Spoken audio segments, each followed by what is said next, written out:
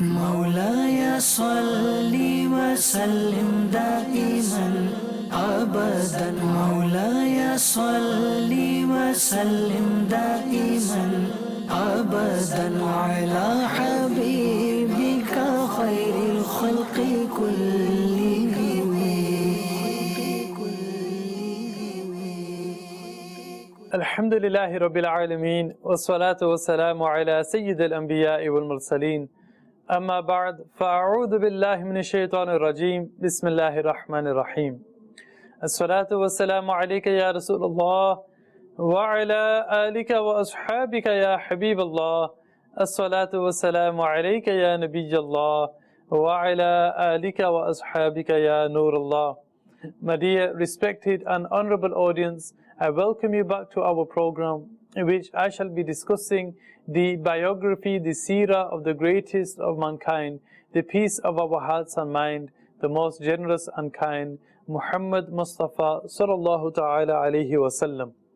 Now, it is a saying of the beloved Prophet sallallahu alayhi wasallam that individual who sends durood upon me, salutations upon me, praise upon me 1,000 times each day, then he shall not leave this world, he shall not die, except until he has seen his own place in Jannah. My dear respectable audience, let's try to continuously and make it a habit of ours to send durood upon the Prophet sallallahu ta'ala wasallam each and every day throughout our lives. Sallu ala al-Habib sallallahu ta'ala ala Muhammad sallallahu ta'ala alayhi wasallam. Now, previously we have spoken about the birth of the Prophet sallallahu alayhi wasallam. Prior to that, his lineage, even the special characteristics of the Prophet sallallahu alayhi wasallam, and we've reached the marriage of the Prophet sallallahu ta'ala wasallam. Subhanallah. So, in accordance to our timeline, when the Prophet sallallahu alayhi wasallam was, even before he was born, when he was yet in his mother's stomach, his father had passed away. Then at the age of 6, his mother had passed away. At the age of 8, his grandfather Abdul Muttalib had passed away. And now he is living with his uncle. We said that previously, at the age of approximately 25 years, the Prophet ﷺ had married Hazrat Khadija al-Kubra radhiyallahu ta'ala anha. Now, subsequent to the marriage of Hazrat Khadija al-Kubra and our beloved Prophet sallallahu ta'ala alayhi wasallam, it has been stated that Hazrat Khadija al-Kubra radhiyallahu anha, she presented a gift to the Prophet sallallahu ta'ala wasallam. And what was this gift? This gift was a slave. And the name of this slave was none other than, we've all heard of this person, Hazrat Zayd ibn Haritha radhiyallahu ta'ala anhu. Yes, my dear respectable audience. Hazrat Zayd radhiyallahu anhu was presented to the Prophet sallallahu alaihi wasallam, and for this reason we'll speak a little about Hazrat Zayd radhiyallahu anhu. His name, as we know, was Hazrat Zayd ibn Haritha radhiyallahu anhu. He was that one companion who was mentioned by name in the Holy Quran. Yes, people like Hazrat Abu Bakr Siddiq radhiyallahu ta'ala anhu had been mentioned many times, yet not by name. Hazrat Umar Farooq radhiyallahu anhu and other companions were mentioned again, but not by name, not explicitly with their names used. This is specific for Hazrat Zayd ibn Haritha radhiyallahu ta'ala anhu.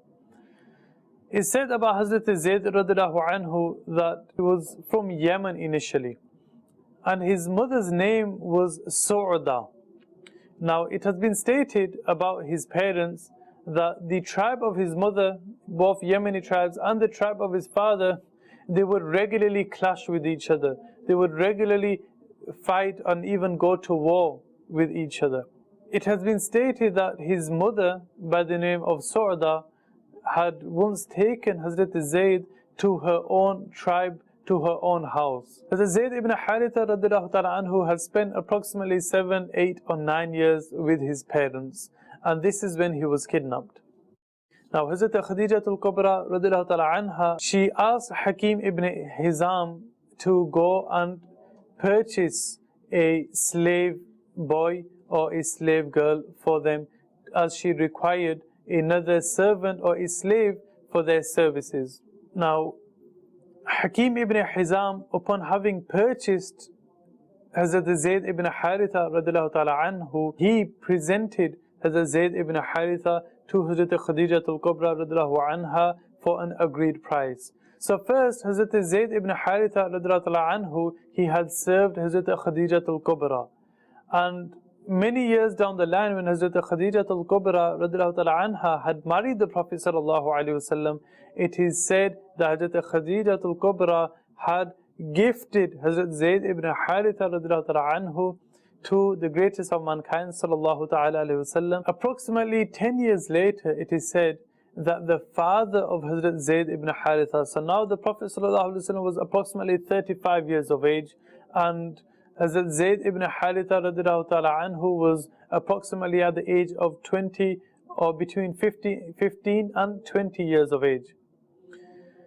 It is said that his father from Yemen was in search for his child Hazrat Zayd ibn Haritha, that he would go and he would tell people about Zayd, the features of Zayd, how Zayd looked, his characteristics, in order to find Zayd.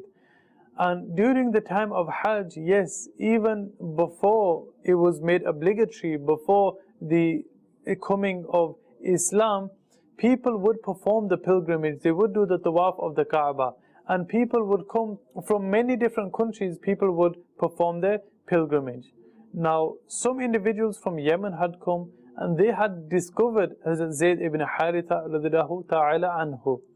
And upon seeing him, one individual actually spoke to him and asked him a few questions, and then he had determined and he had understood that this was that Zayd ibn Haritha who had been kidnapped. His father was looking for him. So upon his return, this pilgrim, he had informed his father. He had informed Zayd ibn Haritha radiallahu anhu's father about Zayd, that Zayd was now living in Makkah al-Mukarramah under an individual by the name of Muhammad sallallahu ta'ala alayhi wasallam, the grandson of Abdul Muttalib from the Banu Hashim, the Quraysh tribe.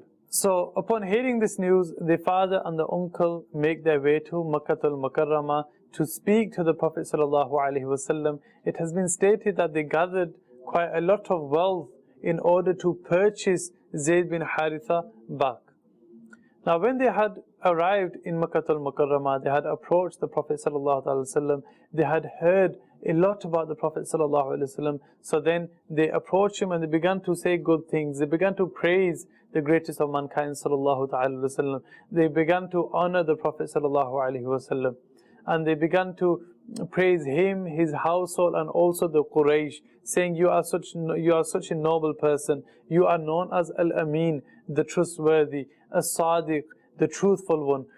Our child, known as Zayd ibn Haritha, we have come to know that he is with you.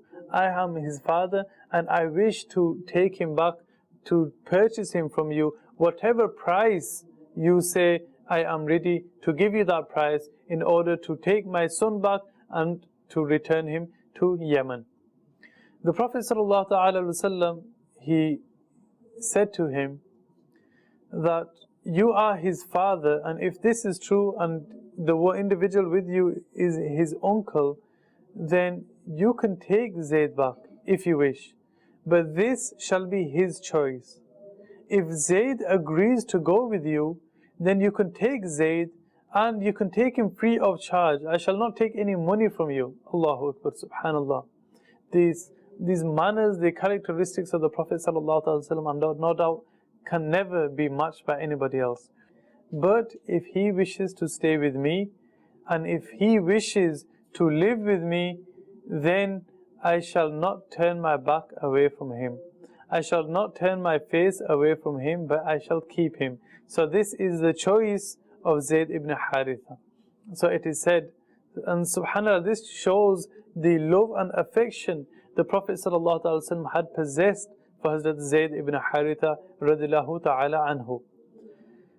So they called Hazrat Zayd bin Haritha radiallahu ta'ala anhu, and they said to Hazrat Zayd, they said, O Zayd, your father and your uncle has come. And Zayd had recognized his own father and possibly his uncle too. And the Prophet says that, O Zayd, they have come to take you. Now it is your option, you can go with them or you can stay with me. And Allahu Akbar, the reply Hazrat Zayd gives. So he says to the Prophet ﷺ that I wish to remain with you and to stay with you. And it is said that when the father heard this, he stood up in amazement and he was shocked. And he says to Zayd that you prefer to live as a slave rather than be a free man and return to your country and to live with your father. Hazrat Zayd anhu, he says, I have lived 10 years with the Prophet ﷺ, and not once did the Prophet ﷺ ever tell me off or speak to me in a harsh manner or ever dishonor me or disrespect me. I prefer to live as a slave with the Prophet ﷺ than to go back with you or my father. My dear respected and honorable audience, this was a slave of the Prophet ﷺ. This was the care the Prophet ﷺ had shown to a slave. So imagine those individuals that we have authority over. Imagine our employees, those people who are under our care. How should we respect them? Yes, they also are deserving of rights. We should respect them. We should honor them. We should be kind to them. Not only kind to those under us, but kind to our elders, kind to our youngsters, kind to our neighbors. And inshaAllah Azza wa Jal, in this way, we can build a mutual love for those around us and our whole community, inshaAllah ta'ala, by acting upon this one simple sunnah of the Prophet sallallahu alaihi wasallam, which is do not speak harshly to other people. If it is those in your household, if it is your children, if it is your wife, if it is your parents, never speak harshly to them. Always be kind to them. Always show mercy to them. If they perform any action, they may perform actions accidentally, but do not reprimand them harshly. Be nice to them, be kind to them, and teach them in a kind manner. So this was Hazrat Zayd ibn Haritha radiallahu ta'ala anhu, and inshallah throughout the life of the seerah of the Prophet sallallahu alaihi wasallam up until the 8th year after Hijri, we shall continue hearing much about Hazrat Zayd ibn Haritha radiallahu ta'ala anhu. And the reason for this is because his demise occurred in the 8th year after Hijri. Now, another event, this was a gift, and this is part of, you could say, the marriage of the Prophet sallallahu alaihi wasallam. This is one more significant event which has been recorded in the biographies of the Prophet sallallahu alaihi wasallam, and this is extremely important too because it is the rebuilding of the Kaaba itself. Yes, that Kaaba which we find in Jaziratul Arab, which we see in pictures in Makkatul Mukarramah, my dear respectable audience, this had been built and rebuilt a few times. In fact, a difference of opinion as to how many times the Kaaba was fully rebuilt. And it has been stated that the Kaaba, according to Allama Halbi rahimallahu ta'ala, who he states in his seerah that it had been built or rebuilt approximately 3 times. The first, it was initially built at the time of Hazrat Ibrahim alayhi salam. It had been again constructed during the period of ignorance at the time of the Prophet sallallahu alaihi wasallam, before the first revelation, and one more time after this it had been rebuilt during the time of Hazrat Abdullah ibn Zubayr radiallahu ta'ala anhu. And this was approximately 82 years later after the Prophet sallallahu alaihi wasallam had built it along with the rest of the Quraysh. Now, it has been stated that there was a huge flood. So due to this, it was said that the roof of the Kaaba itself had even fallen down. So the Kaaba had to be reconstructed. Now, all the tribes of the Quraysh, they considered this to be a blessing also. They had all come together to reconstruct the Kaaba, to rebuild the Kaaba. It said that they had even asked for money. People like Abu Jahl, one of the enemies, greatest enemies of the Prophet ﷺ, one of the greatest enemies of Islam, he himself would ask people for money to give their money, and it wouldn't be any ordinary money, no. They would ask for people's pure money, that money which was not attained through any wrong means. Even in them days, there would be a sense of halal and a sense of haram. So upon having attained much money and having accumulated money to rebuild the Kaaba and reconstruct it, the reconstruction began, and the tribes had gathered together, the tribe of the Banu Adi, the tribe of Banu Abdiddar, the Banu Makhzum, the Banu Zuhra, the tribe of the Banu Asad also. Upon having completed the reconstruction of the Ka'batul Musharrafah, it was time for the black stone to be placed back into its place. Now, all the tribes had considered it an honor for themselves, and each and every one of them had wished to place the black stone back in its rightful place. And Allahu Akbar, it was the time of the Jahiliyyah, but they considered it to be such an honor that if another tribe was to do it, then this would be dishonoring themselves. So they would even go to war with each other. They would even fight each other. So for a few days, it is mentioned possibly 4 or even 5 days that they were not able to reconcile, they were not able to come to a decision as to which tribe shall gain this benefit of placing the stone in its place. So he said that an individual by the name of Abu Umayyah ibn Mughira. Abu Umayyah ibn Mughira was known to be the most elderly person alive within Makkah al-Mukarramah, and no doubt he was also a wise individual. It said that he tried to reconcile between them, and he said that there's no point in fighting, but the first individual to enter the haram tomorrow morning, he shall decide as to which tribe shall place the black stone into its place of the Kaaba. And he said that the next morning, the first individual, subhanallah, to enter was the greatest of mankind, sallallahu ta'ala alayhi wasallam. And upon his entering the haram, all of the tribes were in fact excited. Why? Because they knew that if there was somebody to enter and he is a just person, then there is nobody better than Rasulullah sallallahu ta'ala alayhi wasallam. So when Rasulullah sallallahu alayhi wasallam had entered, they had asked Rasulullah sallallahu ta'ala alayhi wasallam as to who shall be granted this great honor of placing the black stone into the Kaaba. And the Prophet sallallahu alaihi wasallam instantaneously, what does he say? He says that, okay, let's take a cloth. All of you take hold of a cloth, and each leader of each tribe should take hold of that cloth. And they all did so.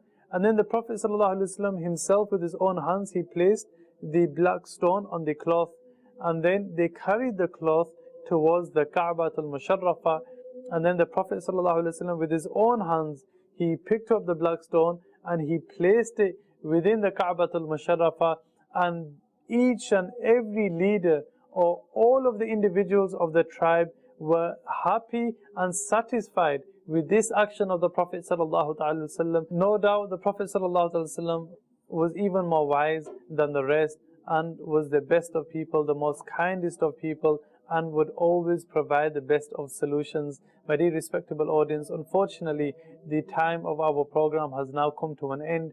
Inshallah, next time, my dear respected and honorable audience, we shall be discussing the first revelation of the Holy Quran upon the Prophet sallallahu ta'ala alaihi wasallam. But for now, continue to recite the Durood upon the Prophet sallallahu alaihi wasallam. See you then. Sallu ala al-Habib sallallahu ta'ala ala Muhammad sallallahu ta'ala alaihi wasallam. مولاي صل وسلم دائما أبدا مولاي صل وسلم دائما أبدا على حبيبك خير الخلق كلهم